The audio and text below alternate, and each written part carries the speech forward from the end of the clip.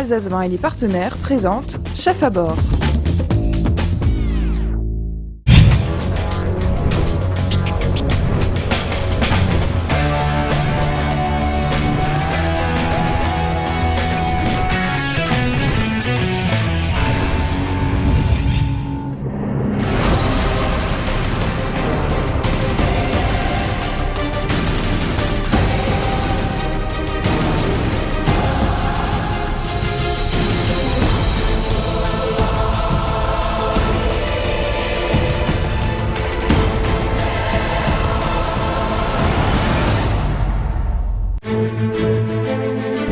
Troisième et dernier jour de la grande finale Chef à bord, et c'est au tour de Joël de partir en cuisine. Accompagnée de Pascal Bastien, son parrain, c'est sereine et pleine d'envie qu'elle s'apprête à passer au fourneau. Comme pour Pierre et Kim, elle devra convaincre avec un plat alsacien revisité. Bienvenue à bord du MS Europe pour la dernière des finalistes de Chef à bord 2011. Joël avec Pascal. Joël, le top départ dans 5 secondes. Un dernier mot, Pascal, d'encouragement. Bon courage, bonne chance. Ça ira. Joël, c'est parti, Pascal, allez. On va sortir. Vous reviendrez tout à l'heure. Minutieuse et organisée, c'est avec un calme olympien que Joël attaque son épreuve. Souvenez-vous, sa plus grande crainte était de ne pas réussir à gérer le temps imparti. Elle suit donc méticuleusement son plan de travail pour une recette pas si simple. C'est un chromeski d'escargot avec une salade de pousses d'épinards et une émulsion d'ail et un beurre d'escargot. Malgré une organisation sans faille, Joël décide de changer de recette à la dernière minute. Elle ajoute du pastis dans son beurre d'escargot, quitte à mettre en danger la qualité de son plat.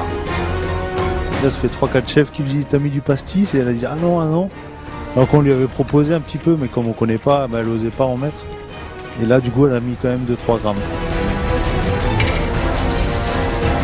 Toujours aussi soigné, Joël impressionne le jury par son organisation et aussi sa grande décontraction en cuisine. Ça sort un peu quelque chose ? Voilà, elle a reposé, c'est bien, elle sait ce qu'elle fait.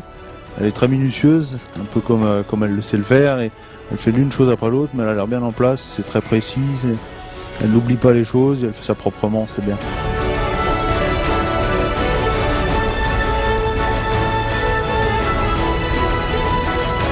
Je respecte ce que je voulais faire, cocher au fur et à mesure chaque tâche, les faire dans l'ordre. Pour l'instant, ça va, je ne m'éparpille pas, donc c'est bon. Moi, je suis impressionné par la technicité aussi de ce qu'elle est en train de faire. Alors, on verra le résultat final, mais il y a des restaurateurs qui pourraient l'engager comme commis.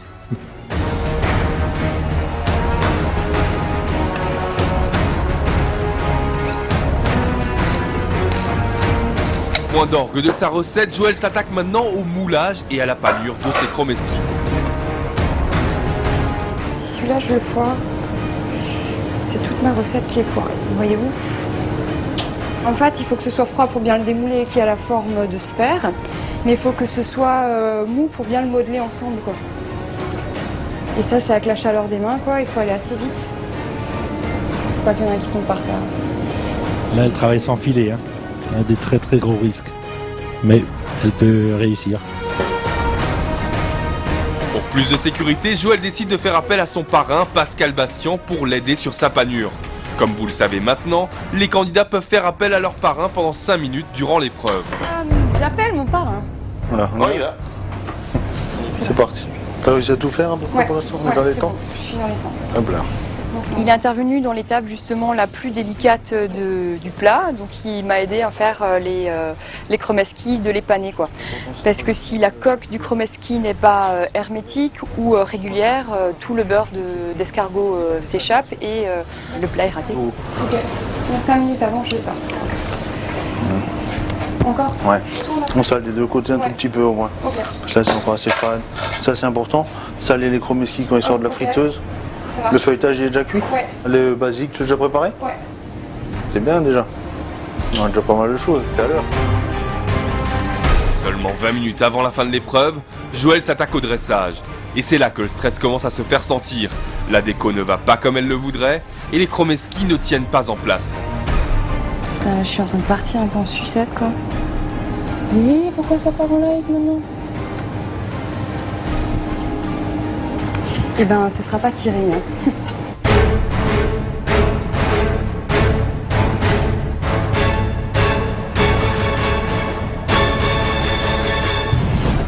Ça y est, c'est fini pour Joël. Le jury va pouvoir déguster son plat. Dernière frayeur pour la jeune femme, servir l'assiette complète sans faire tomber les chromeski. Il y a eu du vent. Il y a de la ventilation. Alors, c'est un chromeski d'escargot avec une salade de pousses d'épinards fraîcheur, une émulsion d'ail et un beurre blanc. Ben, je trouve que vraiment c'est d'exemplaire, un graphisme beau qui parle. Il y a une symétrie, il y a de l'ordre dans l'assiette. Maintenant on va goûter pour que ça refroidisse pas. Est-ce que vous avez goûté? Oui, j'ai essayé de goûter Ouais. toutes les étapes. Ouais. Donc, C'est bien. bon appétit, à tout à l'heure.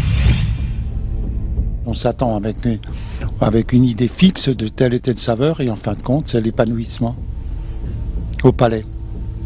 Mais là, ouais, rien à dire. Hein. Mais c'est vrai que le premier était un petit peu, ça allait peut-être en surface parce que les autres, c'est très bien, hein, très bien. Hein. En alsacien, on dit Asishkeuxen. Kim, il y avait beaucoup de travail. Joël, beaucoup de travail. C'était un peu plus simple pour Pierre, mais bon, son plat avait du goût. Et puis bon, quand on va délibérer, on va voir ce que ça va donner. Quoi. Verdict plutôt bon pour Joël, mais rien n'est joué, le niveau est très élevé. Alors qui de Kim, Pierre ou Joël pour remporter cette finale? Vous le saurez demain dans le dernier épisode de Chef à bord. Alsace Vin et les partenaires vous ont présenté Chef à bord.